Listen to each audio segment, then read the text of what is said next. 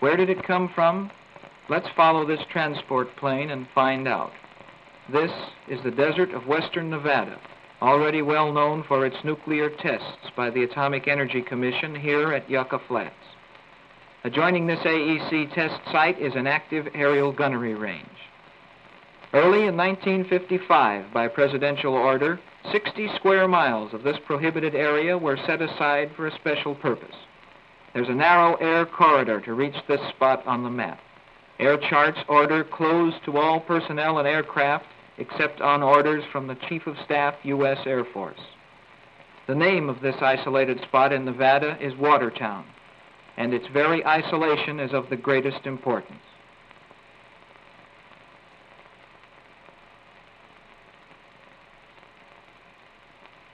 The specialists that come off this transport are hand-picked. They are checked every time they arrive at Watertown. Overall security in this area is the highest yet to be maintained in this country, even higher than that of the Manhattan Project.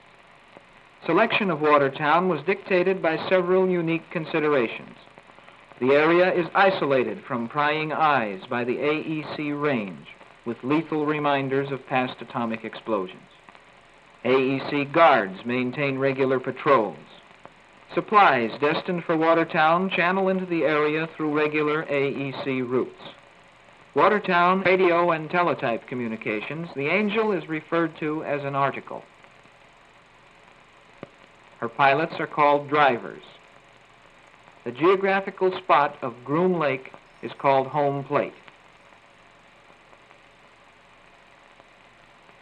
The Angel was designed to do a single job: obtain the largest amount of reconnaissance information ever collected on any single flight. For the first time in jet history, it is possible to inspect 400 square miles with a single cartographic photograph. For the first time in jet history, sensitive electronic equipment is being carried to heights where it can search for any number of radio, TV, or radar signals and record this information for detailed analysis.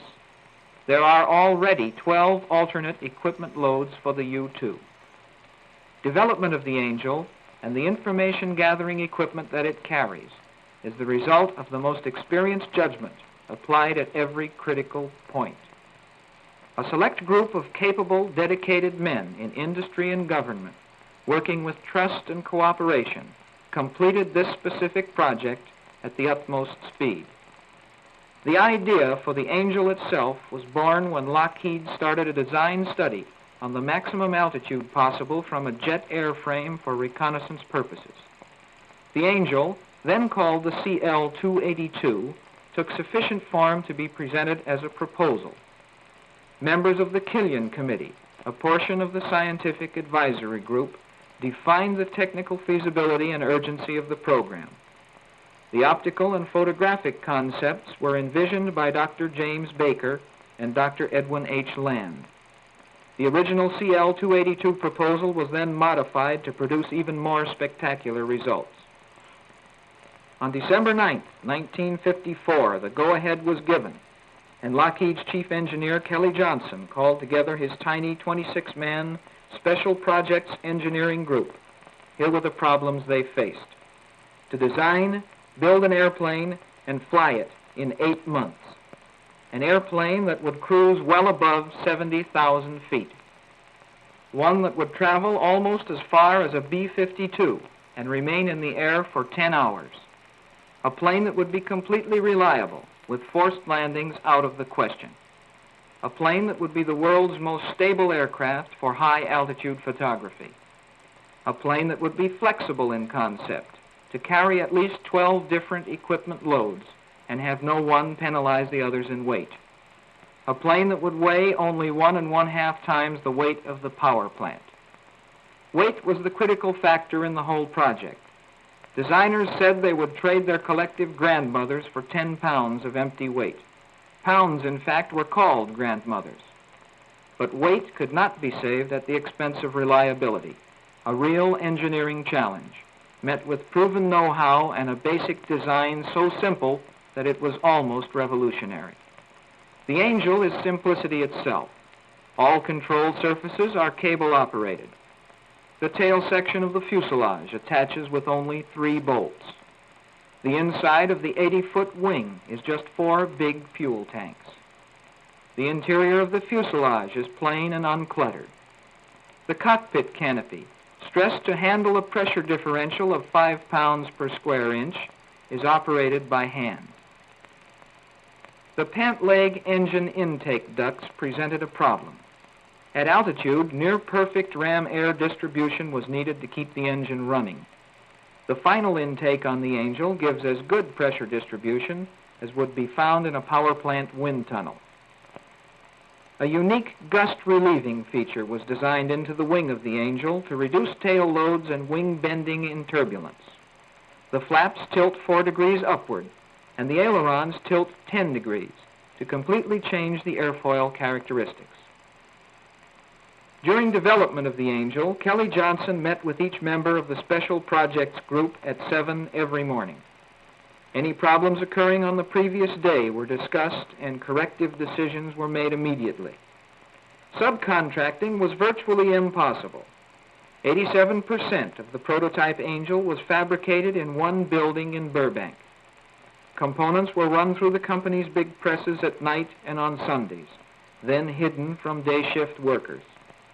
The C&J Manufacturing Company, for Clarence Johnson, was formed in an unmarked downtown warehouse to handle shipments from vendors in unmarked trucks. Designers of the Angel couldn't even get into a high-speed wind tunnel, so calculations were made with computers. 50% of production took place in this building at Bakersfield. At peak production of the 50 U-2s, only 600 people were involved, just 1 man in every 60 on the Lockheed payroll. The Angels were completely assembled here, checked out, disassembled, and shrouded in canvas for airlift to Watertown. Fuel and hydraulic fluid were added for the first time at Watertown, and the Angels were tested by company pilots.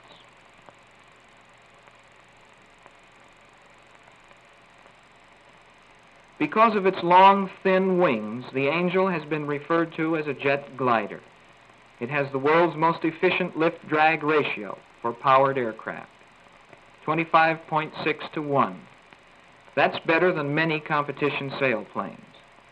From 70,000 feet, the Angel can glide 300 miles without power. The engine for this aircraft was originally the Pratt & Whitney J57-37, a 10,500-pound thrust unit built for the B-52. A later 11,500-pound version, known as the -31, was developed specifically for the Angel. Pratt & Whitney President Jack Horner and Chief Engineer Wright Parkins crammed a normal 3-year engine development program into 12 months. The new engine has a 16-stage compressor with 9 stages in the low range and 7 in the high-pressure chamber. The low-range compressor is driven by a hollow shaft and turns at a lower speed than the high compressors. The Pratt & Whitney engine operates at full power for the duration of the flight. At sea level, this unit gulps nearly 9,000 pounds of fuel per hour. At 70,000 feet, this drops to 700 pounds per hour. At 74,600 feet, the engine will quit from oxygen starvation. In early stages of the program, as many as 6 flameouts occurred on a single flight. With the new fuel system and turbine design of the -31 engine, flameouts have ceased to be a critical problem. An improved ignition system ensures air restarts at high altitudes. In the first 20 months that the Angel flew, logging over 5,000 hours in the air, there were just 2 forced landings away from Watertown. Both planes, equipped with the older -37 engines, landed at Kirkland Air Force Base, Albuquerque, New Mexico. After each development flight, a careful accounting is made of fuel consumption. A special fuel dubbed lighter fluid was developed by Shell Oil Company specifically for the Angel, and the finished product was shipped to Nevada in tank cars labeled LF-1A. This blend will not boil at the low pressures encountered at altitude, yet will still give adequate air starts. It is so involatile that fire seldom follows a mishap. A simple 100-gallon slipper tank has been developed to fit each wing for extremely long flights.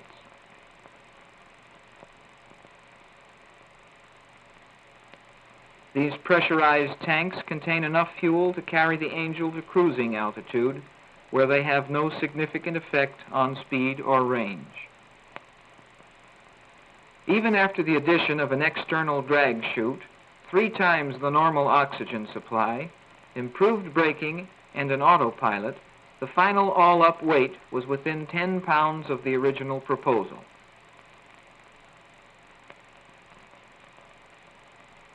The Angel exceeded original performance limits in both ceiling and range. When the prototype Angel was flown across Death Valley to Watertown, Lockheed also found itself in the transportation business. Their own DC-3 made almost daily flights to Watertown with a hand-picked crew of flight line mechanics. The first unofficial name for Watertown was Paradise Ranch. This description was dreamed up tongue-in-cheek to encourage key personnel to accept assignment on this special project before they could be told what it involved. Anyone for golf? Many newcomers guessed that the project involved an atomic-powered aircraft and were astonished to find that they were to work with. 2 days later, in a rainstorm, the Angel went to 8,000 feet. That day it took 5 attempts to land the plane because it would fly on idle engine thrust. The unusual bicycle landing gear, designed for the lightest possible structure, weighs 257 pounds. A conventional gear on a comparable aircraft would weigh 750 pounds and take room out of the wings that is vital for fuel. Wing-mounted pogos drop off during takeoff, again in the interest of saving weight. Weight and space that paid off in an extra 1,500 feet of altitude and 100 miles in cruising radius.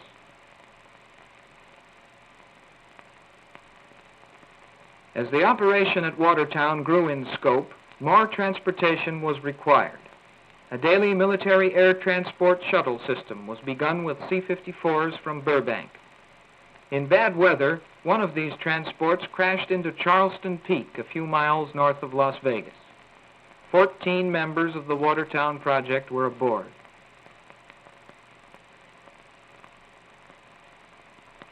The program has not been without other casualties. One Angel crashed at Watertown. Another disintegrated over an Indian village named Wide Ruin in Arizona. A third, with Lockheed pilot Robert Seeker aboard, disappeared near Watertown. By the time this plane was found, some information about the project at Watertown reached the public, this nearly 3 years after its conception. That dust cloud is an actual crash. Rescue crews rush to the end of the runway where an Angel has landed short. The pilot here was uninjured, but emergency crews take no chances with leaking fuel.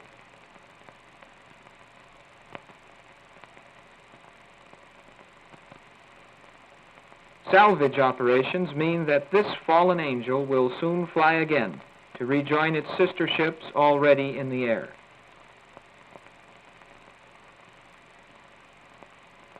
This project has had fewer mishaps than is normal with new aircraft, yet unique ground handling equipment designed solely for the Angel operates as well at this crash scene as it does on the flight line.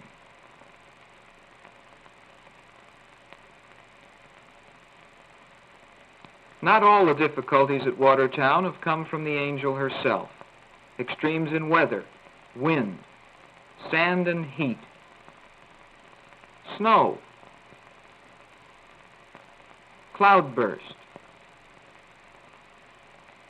biting cold, an ever-present headache, but the Angels must be ready for tomorrow's flight. It's almost all work and no play for the temporary desert dwellers at Watertown. Just 72 airline miles distant is Las Vegas. However, none of Watertown's workers can visit these bright lights or refreshing scenery. Security is just that rigid.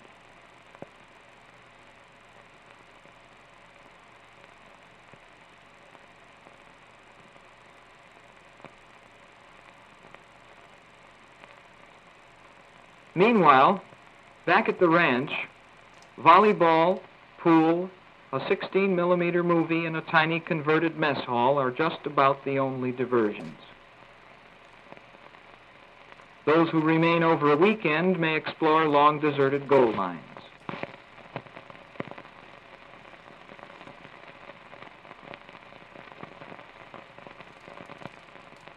Remnants from another era of rugged desert pioneers.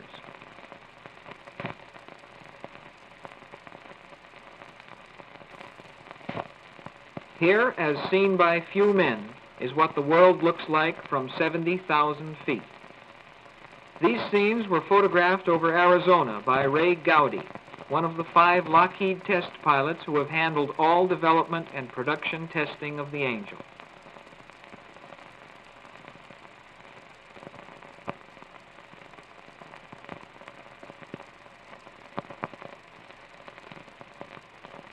Training of new pilots begins with the T-33 for familiarization flights. The pilot must be able to hold the T-bird inches in the air for the length of the lake, so that he will be able to hold the Angel at the same altitude until its broad wings lose all their lift. This mastered, he graduates to the Angel and transition landings on the dry lake. A chase car and chase plane, both with two-way radio, are used during this phase of training. Seat belts in the chase car are good insurance.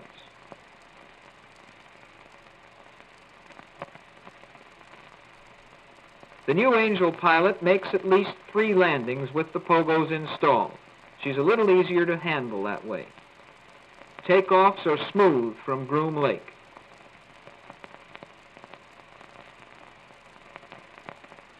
A wide circle as the chase plane plays Follow the Leader. Now turn in on final approach, says the instructor in the chase plane. Your airspeed is 92 knots.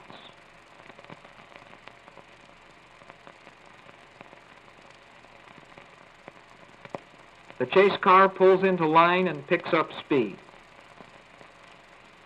He's leveling off just a little high, and at 72 knots,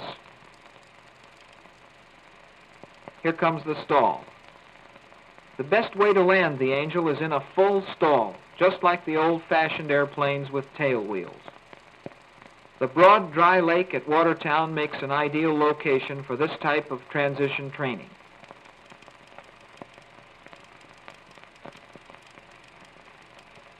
After the landings improve, the pogo safety pins are removed, and the new pilot is on his own.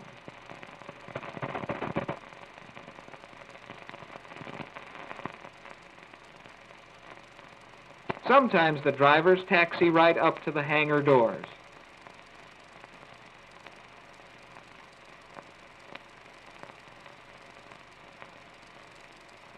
Not bad at all for an airplane that's supposed to be hard to handle on the ground.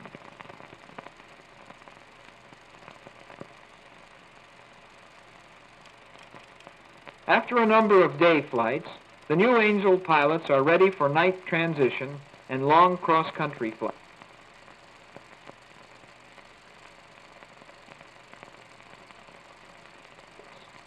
It's no accident that the complete Angel and all its intricate cargo can be disassembled and packed quickly, ready for airborne transport.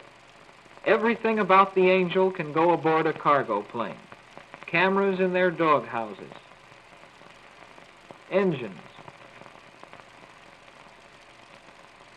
lab equipment and supply,